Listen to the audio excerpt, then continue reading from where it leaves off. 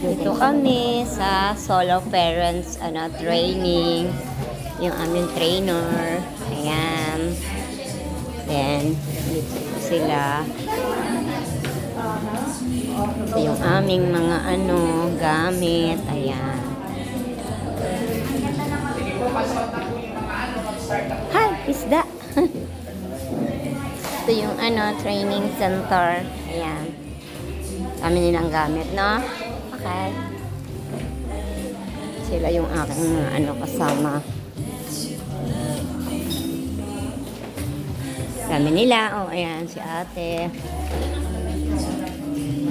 30 kami dito sa solo parents, Ako. Ayan. Dito kami sa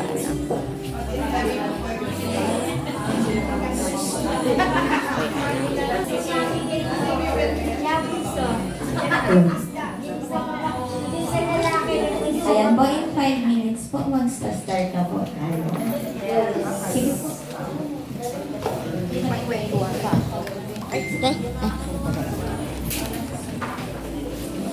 Sila yung aming trainer. Ayan.